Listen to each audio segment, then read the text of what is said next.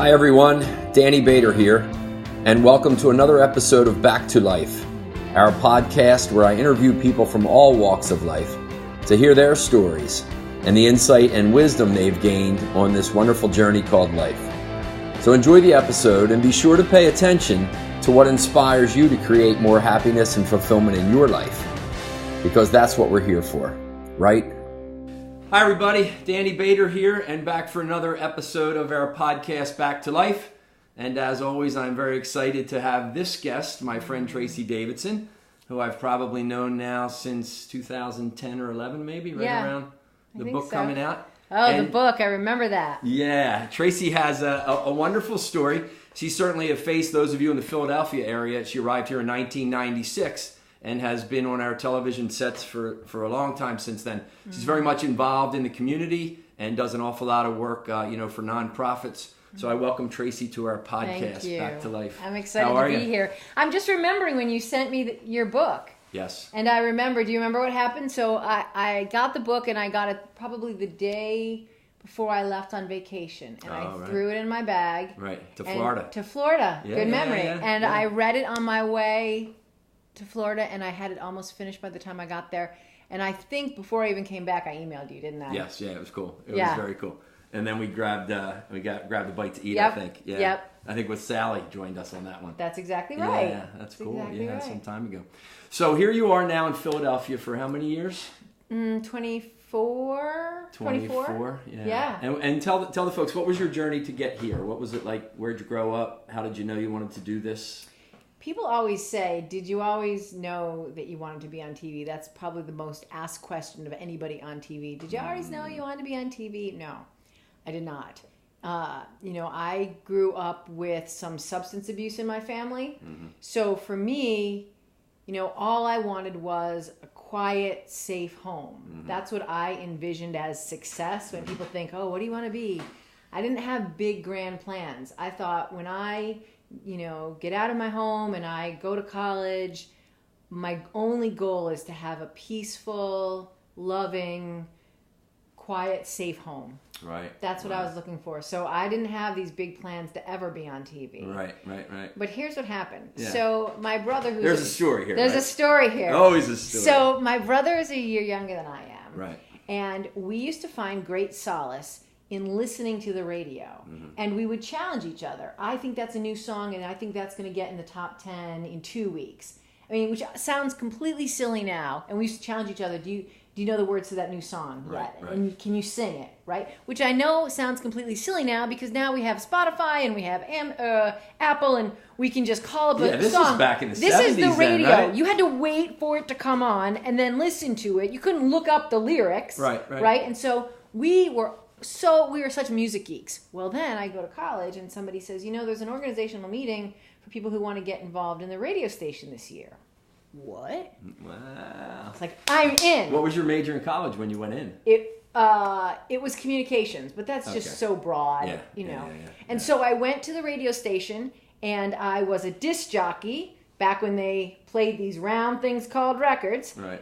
And then that was on the AM station, and somebody said, well, if you want to get on the air first, you have to connect with the senior, and you have to be on his or her shift first. Mm-hmm. Well, the guy I connect with is on the early morning shift. Mm-hmm. Imagine this: you're 18 years old, and you have to get up at 5 o'clock on a college campus and walk up the hill to the radio station. But I did, because I was so in love with it. Yeah. And then somebody said, on the FM station they do news, which means that you can see what's going on. And I went down, and there was this big machine at the time, a teletype machine, that was spitting out headlines from around the state, from around the country, from around the world. And I thought, this is fantastic. Obviously I'd been exposed to newspapers, but not like that. This was constantly information coming over. And so I started working there, and they said, do you want to go cover some stories in this small college town? Yeah. And I did. Uh-huh. And I was hooked. Yeah. Hooked. By my first summer as a freshman, I was working at a small commercial radio station about 45 minutes from the college campus. I worked 6-hour shifts on Saturday and Sunday. So you knew it, you kind of knew it then. I was sucked in. I didn't think TV, but the radio and while the music part was fun, the information part was better because I liked taking information. I liked learning about things. And then I also liked sharing it, thinking that people need this information. I want this to be valuable. Hopefully I'm giving them something of value. Right. So you land in Philly in 1996. Yes. Right, and that's big. I mean, that was a big job, right? That was a big job coming from Syracuse. I had been an anchor in Syracuse for 10 years. Right. Yeah, I've seen some pictures. So big hair. That's right. I had mullet. We all had that stuff back then. Because we're the same age, I think. Yeah. Just about. So you land in Philly then, and what was that first couple of years like in Philly? That was hard. Yeah. I think I got into my own head too much because I was so afraid, thinking, "Oh my gosh, this is Philadelphia," and I just wanted to do such a good job, and I tried to take in as much information as I could. What were you afraid of? I think I was afraid of making some kind of an error in my job. Yeah. And because I even before then, I just came up through so many good journalists who sort of told me and instilled in me that this is a huge responsibility. Right. People are going to trust you. Yeah. This was I came up in the Walter Cronkite days. So much more important even now, right? Well, I believe it is, but it's hard now to sort of earn every single day people's confidence that you're going to take care of them. Right. And it will be the truth, right? And it will be the truth. And I tell you that I've done all the work and I've talked to all the players and I'm going to present it as fairly as possible. Right. So then how did you move through that fear? I think I just kept... I talked to people who I needed support from, and I asked a lot of questions. And I think even then, we all go through times of ups and downs, feeling close to our faith and leaning on our faith, and sometimes going off, oh no, we can do it ourselves. Sure. I think at that point I was really leaning on my faith. Yeah, your faith is a big part of your life. It really is. Because you studied at St. Charles. I did study, which people are shocked when they go on my website and they see. I know. That doesn't make much sense. A woman who's on television, a journalist who went to the seminary. But yes, I did. Right. Yeah. So your faith kind of got you through that? I went to, So, and friends, right? Support. Well, what happened was I sort of felt this nudge, this call, and you always try to discern. I know you know this. You always try to discern, what's this message? What's this voice in my head? Is it mine? Is it the outside world? Or is it really from God? And so I kept hearing this voice, you really need to study some kind of theology is the language I had for it at the time. Which was a simply crazy thought because I had moved through my career so quickly that I had left college a year early, which meant I would have to get my undergrad and so that's what I did. I just kept hearing the voice so loud that I couldn't ignore it. Yeah. And so I went to Temple and I finished my undergrad doing all of the classes that I never did when I was 18, 19, 20, like math, like things that... Oh, sure. I have a lot to learn. Yes, we are. And so I did that, and then I went to the seminary. Somebody suggested that I go to the seminary. A woman was in charge of the Religious Studies certificate program, and she said, I'm happy to let you in, but you don't have any undergrad in theology or religion. Why don't you take So why don't you take the Religious Studies certificate? So I did that, and then I ended up going to Chestnut Hill to get my master's in spirituality. Wow, that's cool. So, but it's interesting, you need sort of reassurance that you're on the right path, that you're walking the path. Yes. And again, it sounds crazy even to talk about it now, that's what I decided to do. And I was afraid, but the first night that I drove in to the seminary, to my first class, I just got this wave of this. You think this is weird?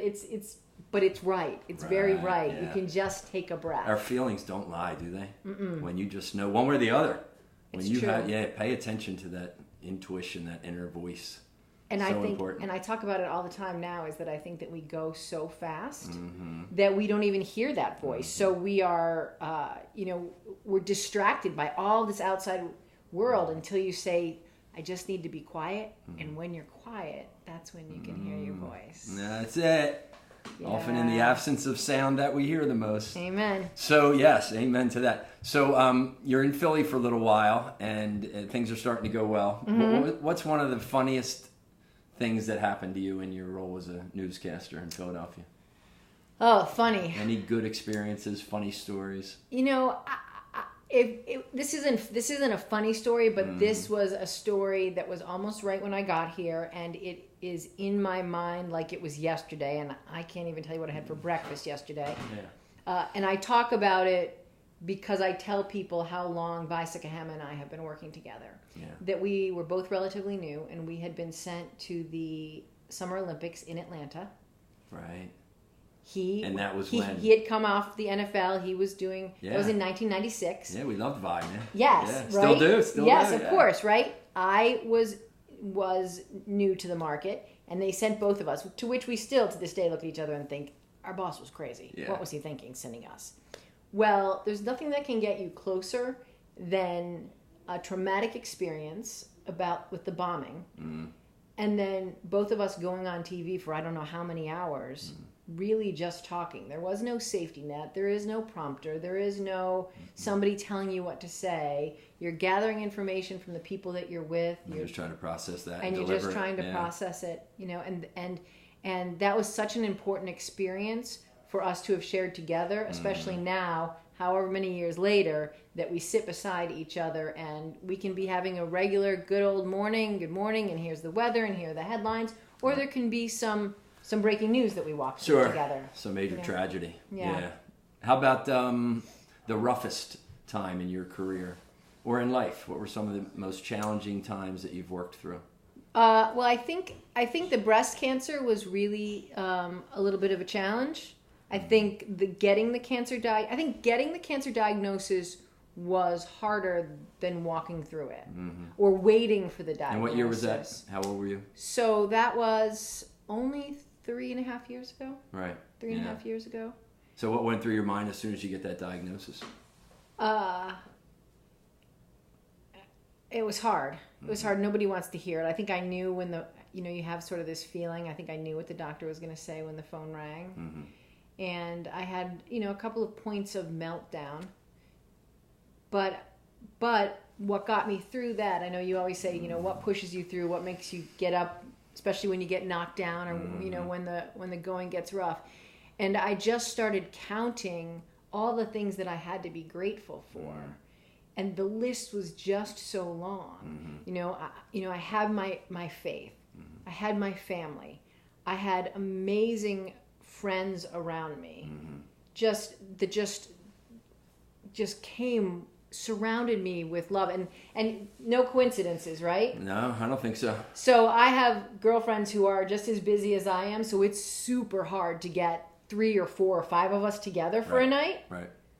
We had scheduled for more than 6 weeks to be together on a Saturday night, just sitting around to catch up, have some food, have some wine. And I got the diagnosis on Friday night, and they were all coming on Saturday. Oh, yeah. There's a great quote, coincidence. Einstein said, coincidence is God's way of staying anonymous. Yeah. And I said, oh, man, I heard that a couple of years ago, and that is the truth. It's so true. It's so true. So I had my faith, I had my family, I had my friends. I was grateful to have a job that provided me with health insurance because as a consumer reporter for so many years, I know how hard it is to pay for medical bills, and that medical bills to this day can wipe people out. So I was so great. It's such an added stress, right? Right. That has an effect on our body and the cell, our body, right? Absolutely. Yeah. And I thought, again, trying to get big picture, we have world-class medicine in Philadelphia. I have access to world-class medicine, and it's a birth lottery. I could have been born somewhere in Africa where I would not have access to this. So I just tried to continue to focus on the list of all the things I had to be grateful for and just sort of walk through it. And I asked a friend to help me. She said, how can I help you? And I said, help me walk through this with grace and gratitude. Yeah. And so that was kind of my mantra. What was the biggest learning through that for you?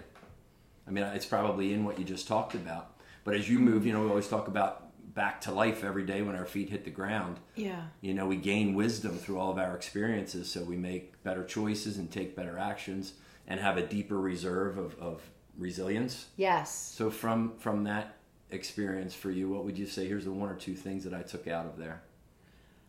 I think that even though I gravitated to it in the start, now even more, every time I hit something, I say, hold on. big picture, is there something really to be either sad about, mad about, crabby about? Mm-hmm. Can I turn this into a gratitude learning experience? Right. And then secondly, that I'm able to help anybody else. God forbid, you never want to join the club that, is labeled with a pink ribbon. Yeah, right. But I'm able to journey with other people. Mm-hmm.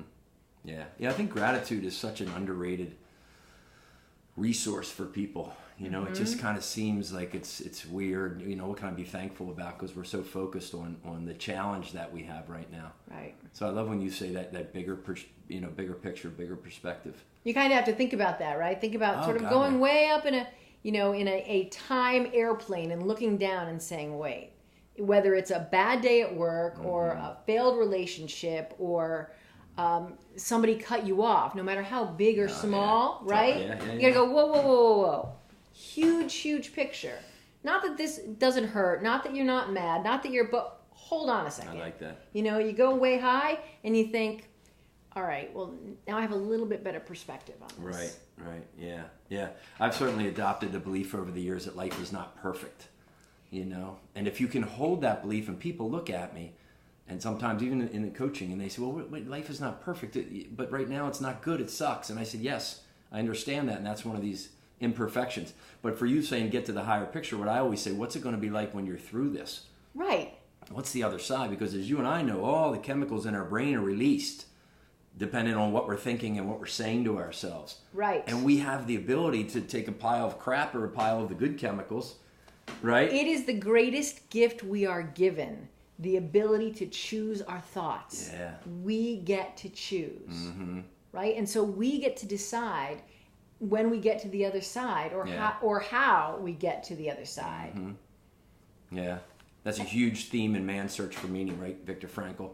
When he survived the concentration camps, one of the most horrific times of all. Correct. So when people say, "Oh, I can't. This is terrible." I understand it's terrible, but you can, and I always bring that up, especially on my Facebook page when people say, "Oh, well, that's easy to say when life is going well." Well, no, you have the ability. It's not easy, but you have the ability to have a better perspective. Sure.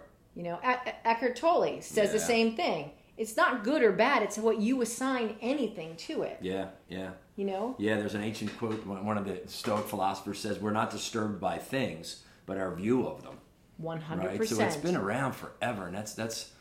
But we still, we still we're struggle human, with it. Yeah, and we have emotions, and we care for people, and we love people, and we want life to be perfect. But can I say, too, Please, back to that point about being perfect, there's so much, get the perfect life. I agree with you that I don't think that should be the goal. I think the goal should be focusing on your bounce, focusing on your resilience, focusing on your grit, all various pieces of resilience, right? The bounce, the perseverance, the focus on that, because the it's support not network, right? Everything that's going to help you get through whatever the tough time is, because guaranteed it's coming. So to think that it's going to be perfect makes that maybe challenging time even worse. Sure. Oh my gosh, I was doing everything right. It was supposed to be perfect, but it's not supposed to be perfect. Yeah, I agree. If you hold that belief, you're a little less offset maybe. Right, then you're just better to bob and weave. Okay, this stinks. Yeah. I think it's so important, Tracy, what you talk about in that, we all strive to have a really good life, and that's great, but understanding it's not perfect. Yeah. And I think our social media has had such an impact on the young kids. Where they're seeing the Facebook and everything looks perfect on these pages. And then these young people, and I know I've talked to some of them, they feel that they're not enough, right? That's our biggest limiting belief. I am not enough. I am not worthy. It's been around forever. And it's a mantra that it's a challenge that we all have to sort of self-talk ourselves, right? Yeah, I think so. I am enough. I am loved. This is good enough. Yeah. But the images that the young people see, and a study just came out today on mental health, and I advocate so much about mental health because I think if we put as much time and education and attention into teaching people the importance of mental health as we do physical health, people would be a lot happier. Yes. It talked about how 30 minutes a day for a teenager to be on social media, which is nothing, right? Yeah. After 30 minutes a day, it starts to impact their mental health with stress, anxiety, the ability to process. And it gets worse the longer they're on social media. Yeah. I know. I talk to my kids all the time, and even myself, just try to tone down on that. I do digital detox on a pretty regular basis. Yeah, you were just away somewhere, I saw, right? You did a little... I was. What was that like? I was away. It was nice. Digital detox. So what did you do? Digital detox. Well, you know what? It's just a way to take your focus completely off digital and be fully present, which I talk a lot about. Yeah. Be fully present either with yourself or with somebody else or in nature, wherever it is. Because the social media, the digital, it distracts us and we allow it. So here's another choice, right? We allow it to contribute to our task switching and our loss of the ability to focus, both in depth and duration. And that loss of ability to focus hurts our productivity, hurts our relationships, because we allow our brains to go, oh, look, let me check this, let me check this, let me check this. Like just too many streams. Like we're Pavlov's dogs, right? Yep. But we have the choice to shut that off and then practice being quiet, practice meditation, because that's the only way to practice your brain on focusing. Oh, you got it. Yeah. Right? Because Be still. Be still. Be still. We're allowing our brains to go like this, so that's what our brain knows how to do. Right. We spend very little time going. Right. Breathe. Okay, so everybody that's listening right now is going to say, oh, okay, I got it, Tracy. Be still, meditate. No, I tried it. I can't do it. It doesn't work. You've heard it. What do you say? I just had a conversation last night with my buddy who is 54 and his daughter who I've known forever, who's our son Joey's age, about the meditation and trying to impart on them that you need to disconnect and they always, I can't do it. What do you say to people when they, because you know the power of stillness, right? I do. Well, I think that you shouldn't stop after your first couple of tries, number one. I think, two, there are a lot of ways to calm and be still. Right. So it doesn't have to be incense and chanting. Right. It can be walking an outside labyrinth and just repeating, I'm enough. It can be repeating, thank you, God, for the sun. Right. It can be just so that you're quiet and trying to focus on one thing. It can be as easy as start 5 minutes. Just breathe and count your breaths. In 1, out 2. You don't have to get fancy here. That's it. That's what I always say. There's no religion connect. People always think it's religion. I said, no, just let your body... Right. I'll often say to people, listen, the first 9 months of your existence, right? You're in your mom's womb. Everything's taken care of. It's very still. It's very peaceful. And then you're born, you're smacked on the ass, and now you got 3,000 emails in your inbox. And what do I do? Take me back there. In corporate, that's what I say to these people. Totally. Some of my clients. And it is physical. So here's the only comparison I can make. Say you want to lift a box. You can't. Your biceps are not strong enough. Sure. So what do? Well, you go to the gym and every day you do biceps. Yeah.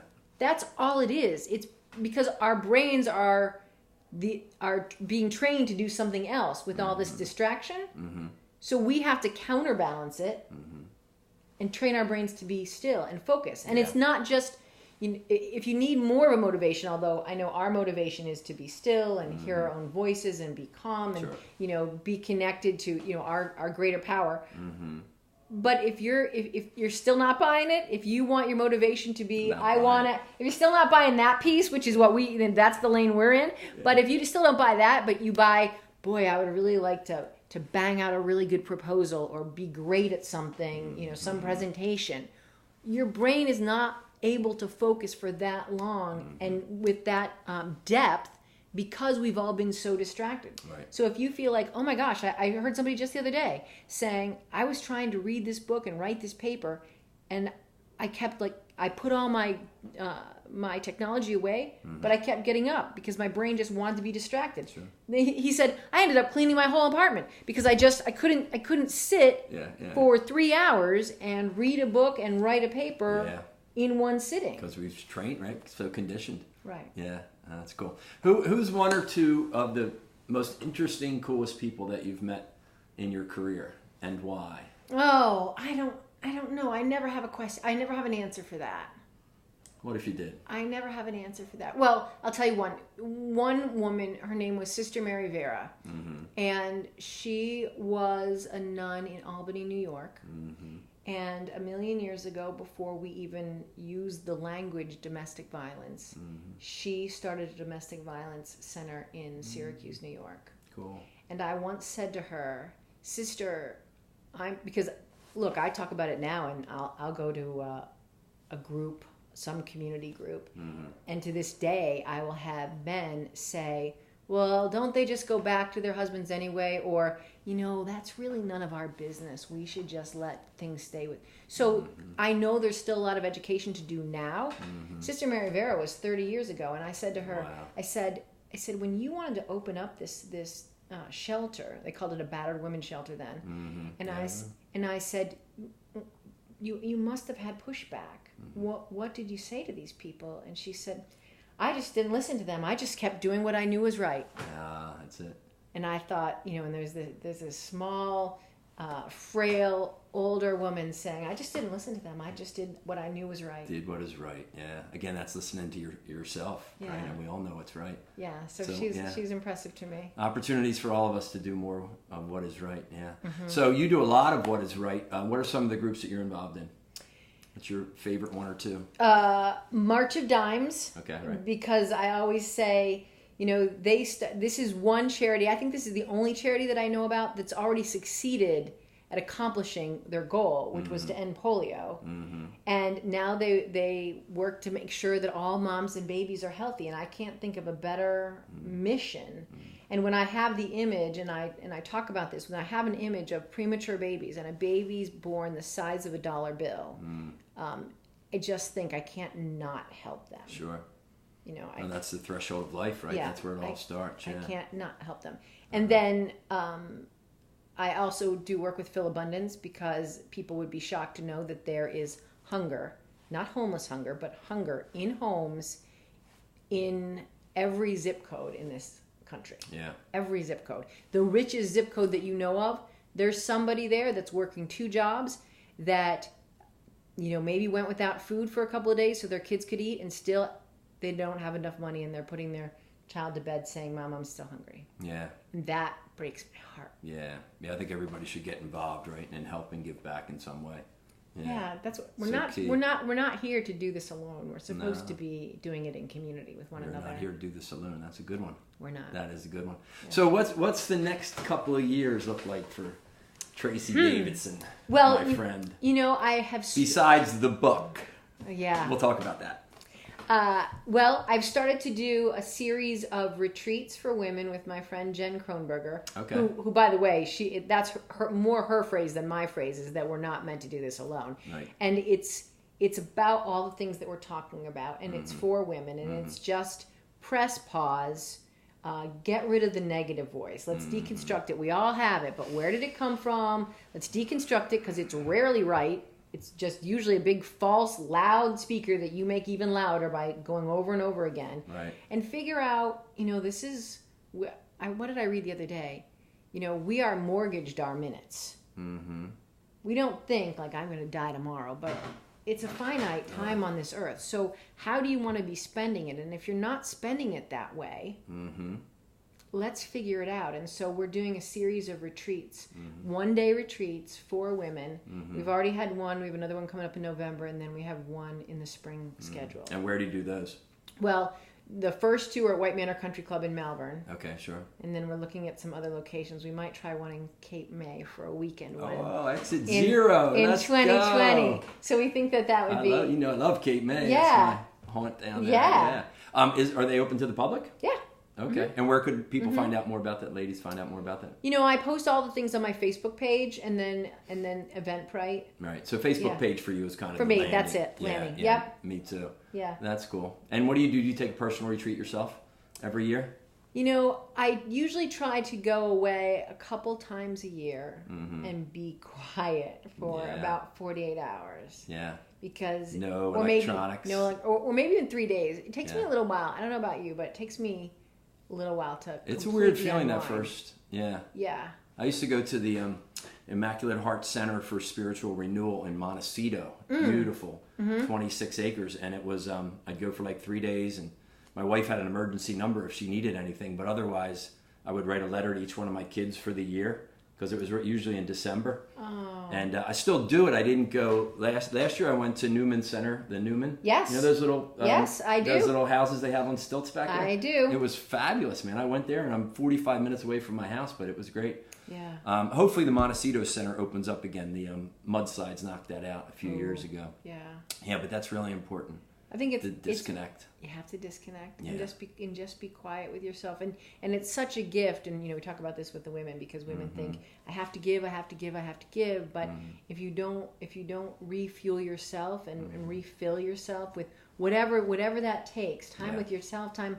For me, I'm an introvert, so definitely time with myself is important. That's how I'm able to fill up my reserves so that then I can give and be loving and be resilient. Sure. We're talking about absolutely. the balance and the resilience. It takes going through problems and challenges, but it also takes filling yourself up with mental reserves as well as taking care of yourself with sleep and proper food. Yeah. I always have people sometimes on a piece of paper draw a circle in the middle, put their name in there, Tracy, and then arrows. Okay, where are you putting your energy? Right. So it's work, it's NBC, it's home, personal, and people look, and then I say, okay, now where's it coming back in?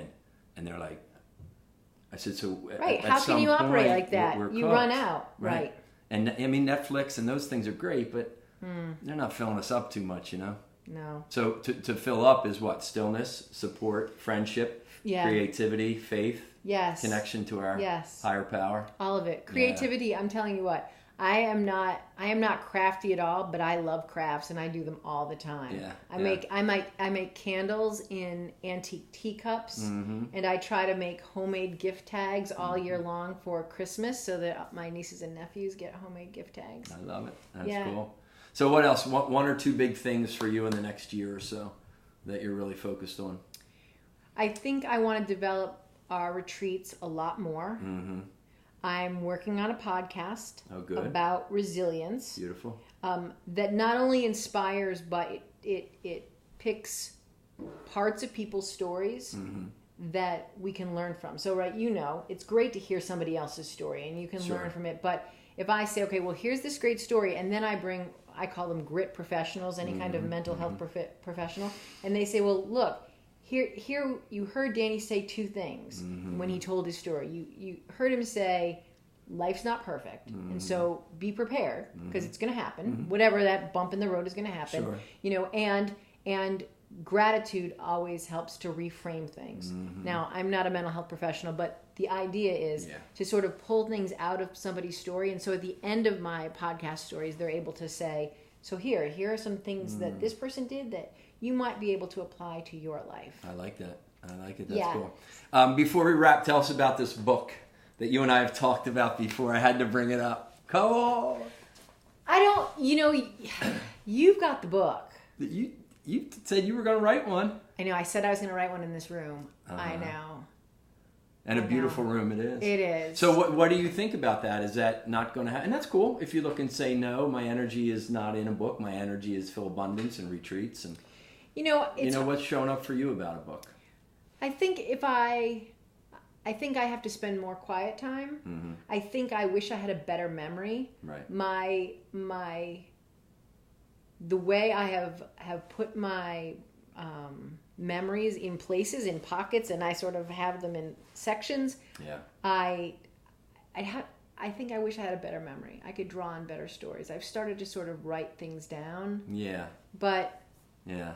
Well, I'd say it's not going to be in the next 2 years. All right. Well, we'll look forward to it. But I would offer to you focus on remembering, because I'm kind of working on a fourth one. It's not going to be a story, but so many more stories of my life are coming up that are the reasons that I have these jackrabbit-isms, right? Don't let dumb shit matter. It all begins with vision, lead with love. Yes. And I'm like, why is that such a strong message for Danny Bader to pay attention to? Yes. And I tell you, the lead with love one that just came up, I was about 12 years old, and I only told this from stage once. Me and my buddies were playing. There was a girl in the neighborhood. She was kind of a nuisance, a little bit younger. Girl, nuisance. A nuisance, I know, go figure. But I'll never forget this, and I called her a fat pig. And when I said that, and this is 40-some years ago, it just stuck with me. As soon as I said it, my buddies, you're all 12 and you're laughing, and something inside said, man, this is not right. Have you been holding on to that long? I've been holding on to that for a long time. And my mom found out, and my dad found out, and my dad communicated with me that was not how we rolled. As they did. And I had to go up and apologize to her and her family, and I think I probably was ready to wet my pants or whatever. But it was just one of those moments, right? Our stories, our experiences, that said, why do I think LWL, Lead With Love, is so important? And I keep going back. I'm like, man, that was one of those things where something inside, you behave not from a place of love, and alarms go off in here. Yeah. And they're there for all of us. It's Again, true. if we slow down and... I know, you got to feel it though. Yeah, because if you keep going so fast on that to-do list, you don't feel it, or you start processing it later on in the day. Yeah. When you get home and you say, why am I not feeling right? What is that? And then you have to go back through your day. Yeah. Well, maybe I'll do that. I have talked to people from my past to say, help me understand. Even some of the women and young interns who worked with me when I was doing consumer reporting. Yeah. They tell me things now that and so this was in the last 24 years. Mm-hmm. And I said, really? I did that? Mm-hmm. They said, yeah, it was a big deal for us. Yeah. Interesting journey, huh? I listened to a podcast Lewis Howes does called The School of Greatness. And at the end, he always asks people their definition of greatness. And I was thinking about that. And as we talk right now, I think my definition of greatness for all of us is to really do what you love and what you're passionate about, and just simply do that with love. So it's the what we do, and it's the how we show up when we do it. Yeah. And I think you're great because you do both of those things, right? Well, thank you. I mean, we don't, nobody gets it right all the time. Oh, no. Sometimes you get going so fast, and then you come home and think, I was a jerk to that person. What was I thinking? That's not me. Right. But you just, it's nice to have the self-awareness to catch that, right? And then guess what? You get to have another chance tomorrow, which is the do. greatest part about it. Yes, you do. All right, let's wrap up. Listen, as all of these people that have listened to you and see you every day, they wake up every day, their eyes open, their feet hit the floor, they come back to life. What 2 or 3 nuggets of wisdom would you offer them to say, hey, pay attention to these as you continue on this journey? Well, again, time is mortgaged to us. Mm-hmm. So remember that every day, good, bad, or just one of those days, is a gift. The greatest gift that you can give someone is your time and your full attention, because we're so distracted, right? And there's nothing worse than having somebody talk to you and you really know that they're writing their grocery list in the back of their head, or they're looking down and they're doing something like this. I mean, it is such a gift. And I think, and this is something that I have to learn every single day because I get going so fast and because I'm not thinking, is that words matter. Yeah. And that words can lift people up when you don't even know what's happening in their lives. And you just have to throw out a little bit of kindness. On the other end, you can be having a bad day and you can say something maybe not so nice and really do damage to someone because they might not be having a good day. Right. And so I always try to walk with a warm heart. So pay attention, right? Yeah. Be thankful for our life. Get to the higher perspective and lead with love, maybe. Lead with love. All right, hold on. For sure. I gave you. Lead with love. I got you a nice Jackrabbit T-shirt to represent. But thank you so much. Thank you. I love what you do, and I love your message. You know that. Yes, and I love you back too. Thank you so much. Thanks for everything. All the best. All right, you got it. Appreciate it. All right, see you, everybody. Thank you for tuning in to another episode of Back to Life.